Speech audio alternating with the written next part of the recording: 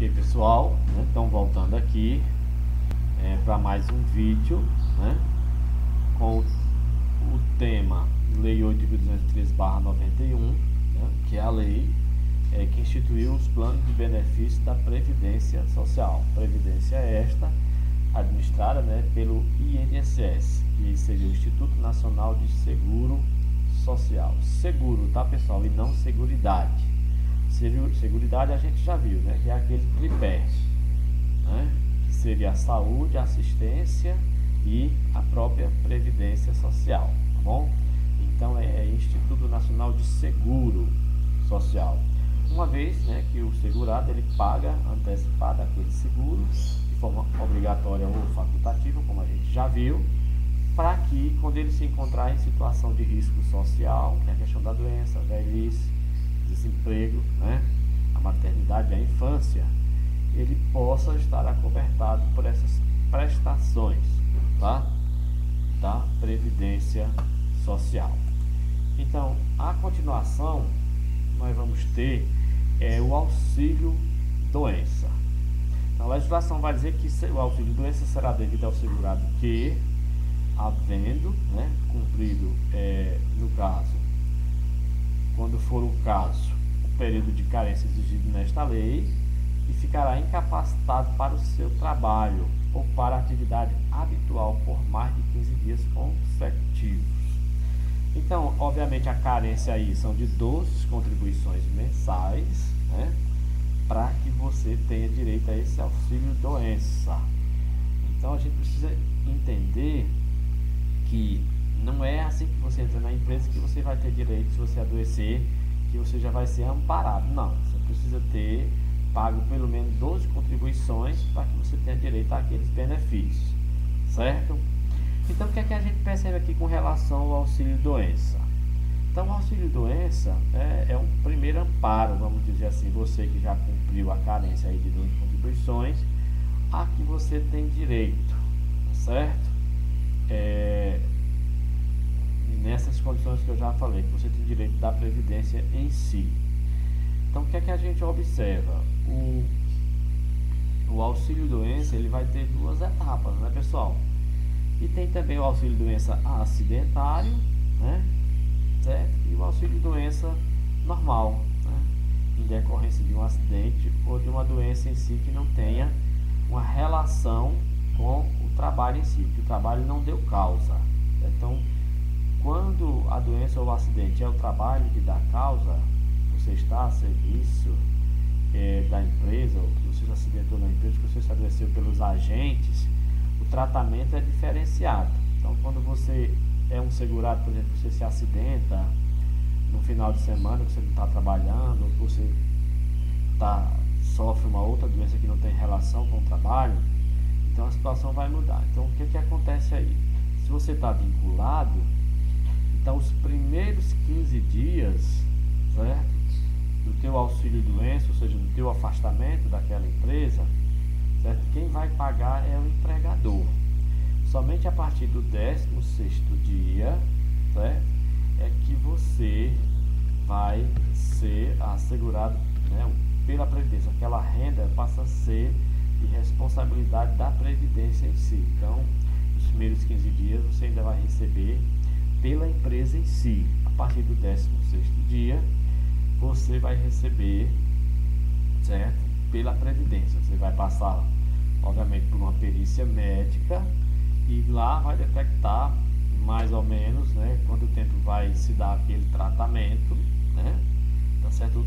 E também, consequentemente, do seu afastamento. Esse afastamento ele pode já ser determinado no ato da perícia ou poderá exigir tempos maiores, tá? Que você retorne para novas avaliações, tá bom? Então, o auxílio doença, ele compreende, pessoal, no que diz respeito a salário, 91%, né, do salário que você recebia na empresa, e não 100%, 91%, né? 9% aí são descontados. Inclusive, se tem informações, comentários até, que diz que às vezes a situação não é nem de auxílio doença, né? É de aposentadoria por invalidez E aí, né, o órgão administrador desse seguro, né, fica pagando por 3, 4, 5 anos um auxílio-doença, economizando ali 9% para os cofres públicos, sendo que as lesões já estariam consolidadas e esse auxílio-doença já deveria ter sido convertido em aposentadoria por invalidez, tá? Ou até se transformar também num auxílio-acidente. Mas aí são situações que nunca vai caber a nós observar de uma forma mais específica. Isso aí faz parte da administração aí, né, do órgão em si. As razões a gente desconhece outras mais. Apenas alguns comentários aí que o pessoal acaba tecendo, certo? Então, para o auxílio-doença, como a gente já falou, 12 contribuições mensais para que você tenha direito, tá?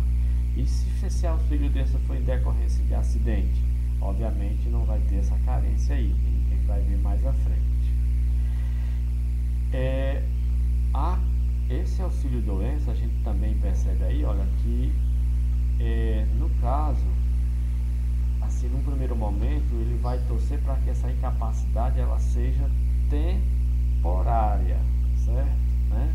Ou provisória.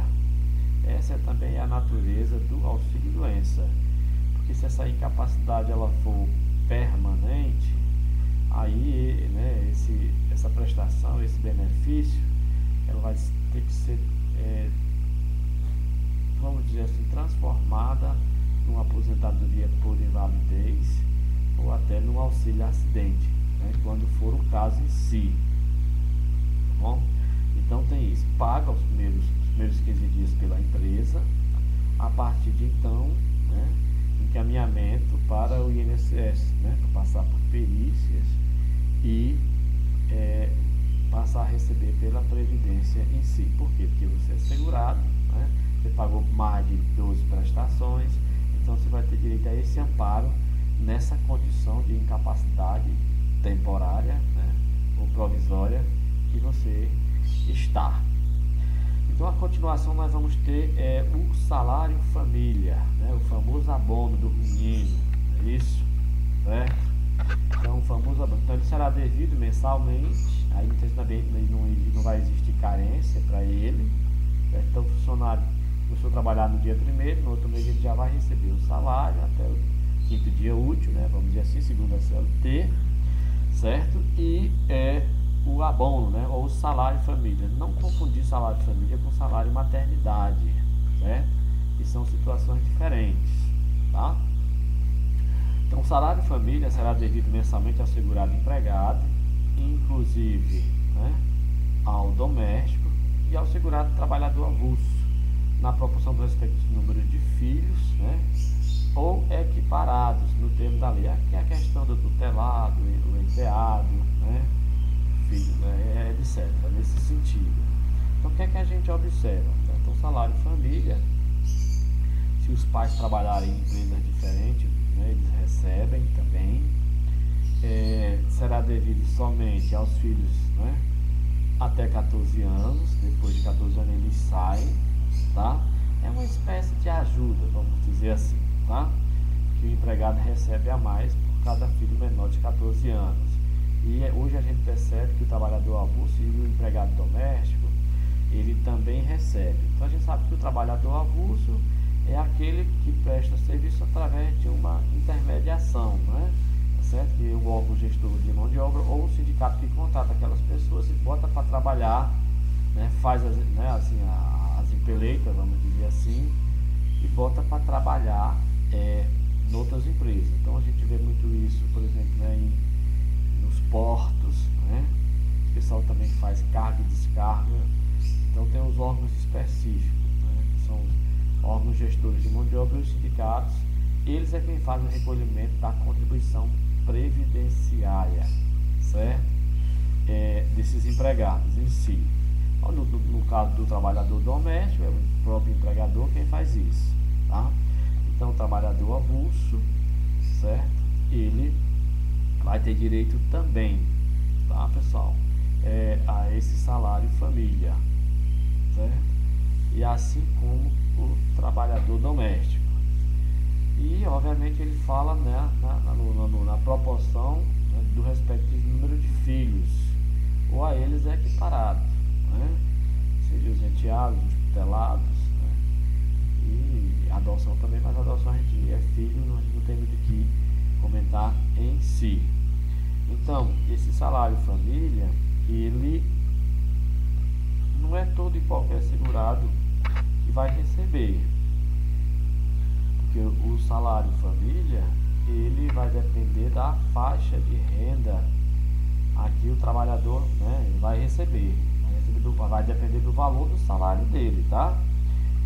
A título de legislação, só existem dois valores em si, certo? O valor máximo e o valor mínimo para ser pago, vamos dizer assim, tá bom?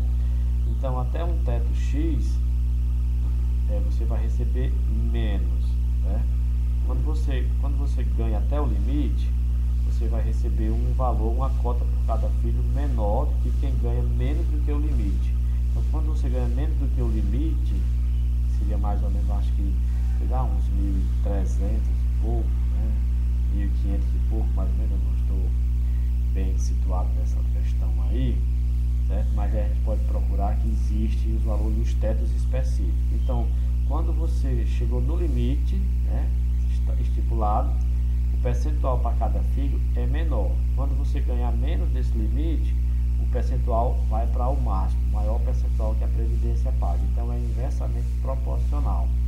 Então, digamos assim, a Previdência diz que tem direito ao salário de família quem ganha até 1.450. Então, eu ganho 1.450. Então, vou receber para cada filho 4% do valor do meu salário.